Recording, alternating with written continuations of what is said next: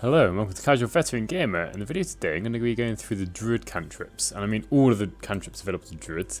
If you haven't already had a look at my shorts videos, I've been doing shorts on the new cantrips for Druids, but I haven't covered some of the older cantrips.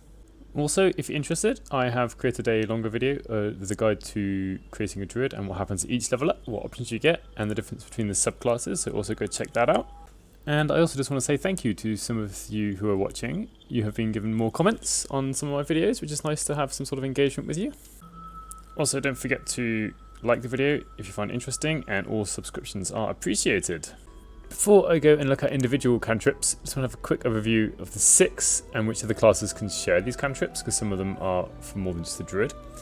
So guidance can also be used on a cleric for a cleric. I've actually created a short for that one as well. Poison spray can be chosen by wizards and warlocks.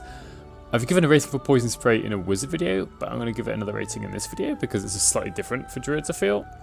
Produce flame is unique to druids at the moment. Resistance can also be chosen by clerics, and then Shillelagh and Thorn Whip are also unique to druids. First up is guidance. So it bestows guidance upon a creature. It receives a 1d4 bonus to ability checks. Concentration required. The only real downside to the spell is the fact that concentration is required. What I suggest you have is you have one character, whether it's a druid or cleric or any other way of getting this cantrip, to have guidance. And the person you're running around, leading the group, just have guidance cast on them, because you never know when an ability check is going to come up. A few times to just doubly make sure that you've got guidance on is before you speak to anyone, because sometimes you need to do some sort of charisma check. Whether if you're investigating something a bit strange, like I'm about to go and do here, and just when you're searching around the place, because there will be perception checks going on, and with guidance going, you're going to have a bonus. Cast it one more time, only lasts for 10 rounds. So as I go and do this, I'm just going to skip a bit. Right, wisdom perception already done. I'm proficient in this already, and got wisdom, high wisdom modifier, so it's probably going to be successful anyway. Let's just see who I'm talking to. And so sometimes skills happen automatically. You have to roll for them. There's no way to know here if guidance helped. As I go through these 3 different options, investigation, strength and dexterity, I've got -1 from intelligence 9, because I picked a low intelligence for this character, but +3 from guidance. Strength just says +1 from strength, and dexterity just +3 from dexterity. So it looks like when we just have a strength or dexterity, or if it's a pure roll on a stat rather than a particular skill, guidance doesn't come into play. So I'm going to use this one that has guidance, but there is a small bug. More small bug. So it says failed. And that's just because I didn't roll high enough. But it's well documented. People have caught videos and screenshots where it'll say target 8 and maybe a 9 gets rolled and it says fail. So guidance doesn't work perfectly at the moment. It is bugged. But assuming that it eventually gets fixed, this is going to be 10 out of 10. There's no real good reason not to take this. Have at least one character with guidance. Just constantly have it cast, so you're constantly getting a bonus from it. Only downside is, as I've said before, take concentration. So if you've got another spell you want to be concentrating on, you can't do 2 at a time. Resistance is up next. Abjuration cantrip magically bolsters a creature's defenses. It receives a 1d4 bonus to saving throws. Concentration required, range 5 feet, so you can cast it on another party member, cast it on yourself.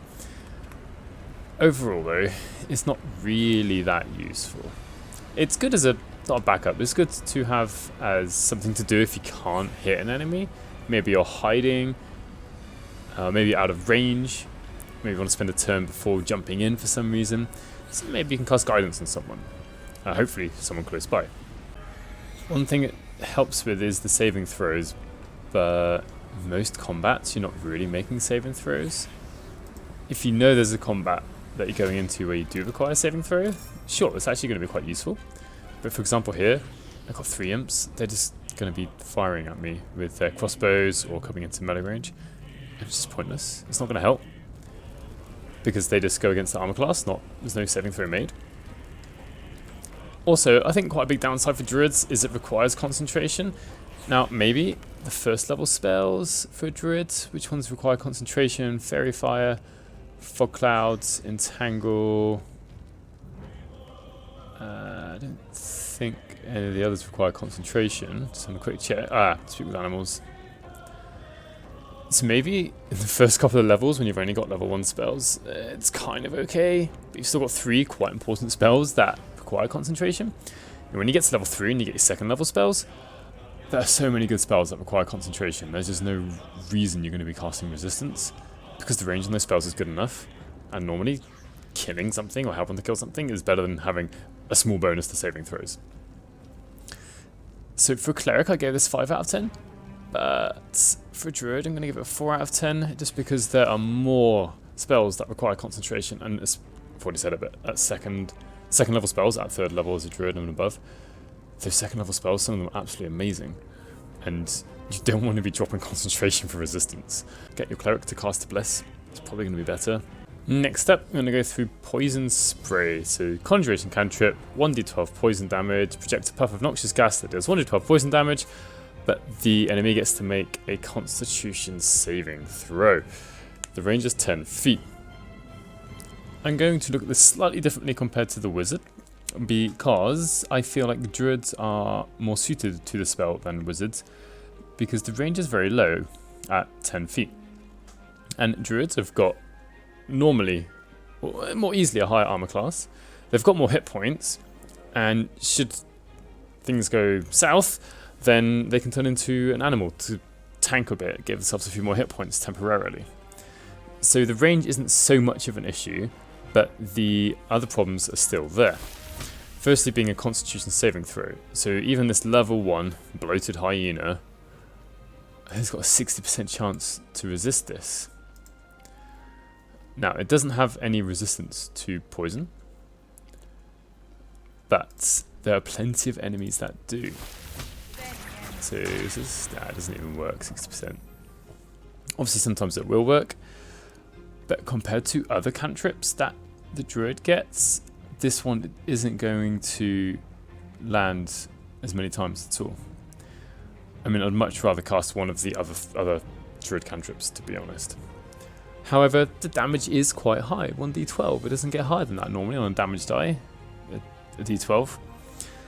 So, overall, this is probably a bit more like 7 out of 10 compared to the Wizards when the Wizard uses it. It's still got most of the same downsides, apart from the fact that Druids are better suited to having this short range. Generally, though, I would advise picking a different cantrip than Poison Spray.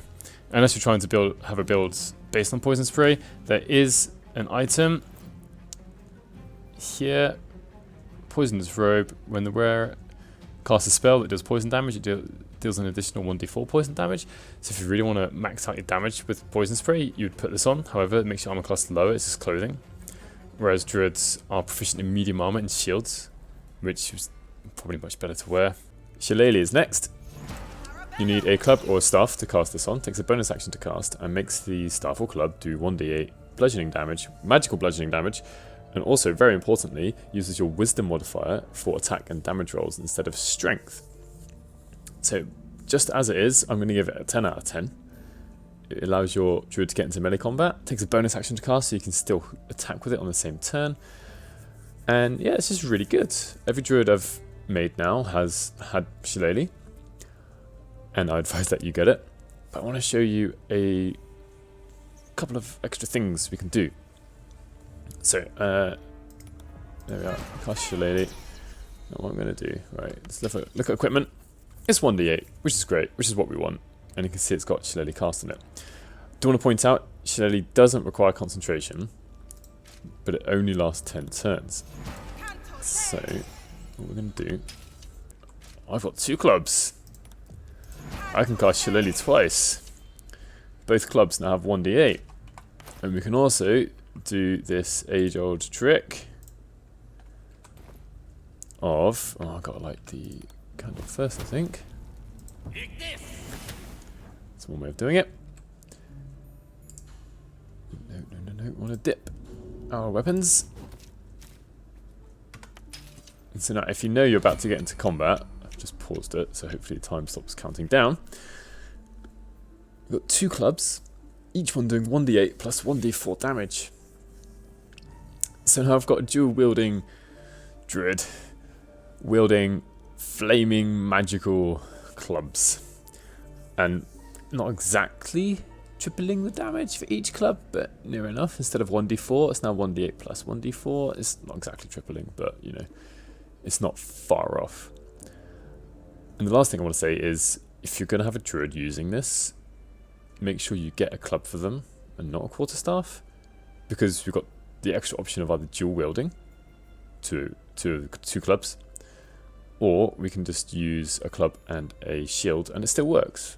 Whereas with the quarterstaff we can't wield a shield, so we just lose out on 2 AC, and all druids are proficient with shields, so there's pretty much no reason not to have a shield and a club for this. So yeah, Shillelagh, get it, use it, dual wield it, it's amazing. I also just want to show you Shillelagh in action. Dual wielded. Hopefully this is going to hit. There we are. Obviously remember, when you're dual wielding you need a bonus action to be able to swing the second weapon. So if I was to have dipped my weapons into this fire, I wouldn't have been able to have attacked with the second weapon. Also bear in mind that the offhand weapon only has damage from the weapon itself, 1d8. It doesn't have the wisdom or strength modifier, which is normal, and it should happen unless you've got the correct feat. Thorn Whip. Strike at a target with a thorny vine-like whip. It deals 1d6 piercing damage and pulls the target 10 feet closer to you if it's large or smaller in size. It doesn't say it here, but this is actually magical damage. So if you do this, if you use this against something that has resistance to piercing damage, this will overcome that resistance and do its full damage. So if you use it on the imps, on the Nautiloid at the beginning, you do the proper 1d6 damage. So a couple of good things about this is it uses your wisdom modifier to attack since it's a spell. The range is 30 feet, which it's a good thing because actually you get bonuses from things like high ground and even backstab. Let's see if I can show that to you now. So here we are, next turn of combat, and you can see you get the backstab bonus, which you don't get with other ranged attacks. If you really wanted to, you could try and use it on one of your teammates to get them out of danger. That would be a very strange situation where you'd have to do that, but it is possible. Okay, 1 damage. This is one of the downsides, I'd say, of Thorn Whip, is that its damage is kind of only 1d6. Of all the cantrips available, it's the lowest damage. The only other cantrip that has 1d6 damage, I think, is Acid Splash, but that's an AoE, which is understandable because you could apply that 1d6 to more than one creature, whereas this is limited to one creature. But on the plus side, Thorn Whip is able to move targets around the battlefield. Now, just now I used it, it wasn't particularly useful, but if you can set up a situation where an enemy is up high, you can drag them down, you might be able to make them take some full damage, maybe even become prone. Overall, I give this an 8 out of 10. It's decent, it's good, I like to have it, but you've just got to bear in mind, it does have a couple of downsides of the low damage, and also, there's no way to stop the movement. It happens. So you've got to pick your targets, make sure when you choose your target to hit, that you want them to move. Quite a lot of the time, it probably doesn't make much of a difference, but you know, you've got to be careful. Last up is Produce Flame. A flickering flame appears in your hand, it sheds bright light in a 10-foot radius and does 1d8 fire damage when thrown. So this is cast out of combat at the moment. You cast it, and you can see a small amount of light. Now, unfortunately, I didn't think about this when I made these characters. I gave this cantrip to a character who is a wood elf who has dark vision. It's not really that useful. Well, a human would do quite well with it, but the human druid I made doesn't have this cantrip. So out of combat, it's okay. It doesn't require concentration. There's a small amount of light, which is nice for those races without dark vision. Though if you do have dark vision on the character, then you don't really need this, like with all the light cantrips. And also, when you cast the spell, we get this other option, Produce Flame, Hurl. So this gives you the chance to make a ranged attack, and then do up to 1d8 fire damage. But at the moment, the casting ability for this is Intelligence.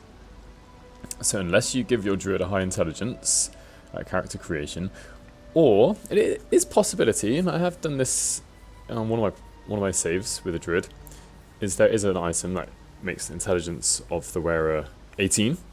So you could give a druid that item, and then they'll be okay with this, right? Because you get a +4 modifier to hit, and 18 is high for this stage of the game. So without that item, it's not so useful. With the item, it's not bad at all. It lasts for quite a while. I think it was 100 turns, which is 10 minutes. So let's see this in action. Some of you might know where I am. I'm not here to win this fight necessarily. So there it goes.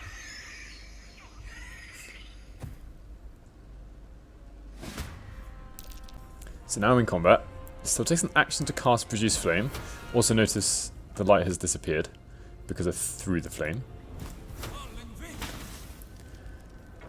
When you cast it in combat, the option to throw the flame, hurl the flame, comes up, and it doesn't require an action or bonus action. So essentially as part of the action, you can throw the flame. You don't have to. If you don't use it this turn, then it will cost an action to throw next turn. While the casting modifier is intelligence and not wisdom, this isn't really that useful. Probably give it a 4 out of 10. If the casting modifier gets changed to wisdom, or if you give your druid the item that can increase your intelligence to 18, I think it's more like a 7 out of 10. 1d8 is standard amount of damage for cantrip, and there's a tiny bit of utility for classes that don't have dark vision. Though if you do have dark vision, it's not that useful for the utility. Also, for a ranged cantrip, for druids, it's the highest damage also, because the only other ranged cantrip that does damage is Thorn Whip. That only does 1d6 damage, and the range is 30 feet. So yeah, be careful when choosing this cantrip currently. Okay, time for the overview. I must say I'm quite impressed with the new druid cantrips, apart from the fact that Produce Flame is bugged. I'm really happy that druids get guidance as well. Not so fussed about poison spray and resistance, but I think lots of these cantrips are strong choices, and there aren't any particularly bad choices, apart from maybe resistance and poison spray. But the other 4 are really good, and as a Circle of the Land druid in particular, when you get to level 4, you will have 4 choices of cantrips. The only downside I feel is that at the beginning, when you create your character, you can only choose 2 cantrips. So you really got to choose the 2 that are going to be important to the build or the way you want to play. Alright, I hope you've enjoyed it. Please like the video if you've liked it. Please let me know your thoughts in the comments below, as some of you have been doing recently. And all subscriptions are greatly appreciated. I'll see you in the next one. Quick tip, after exposing the bite, use level 2 inflict wounds. No!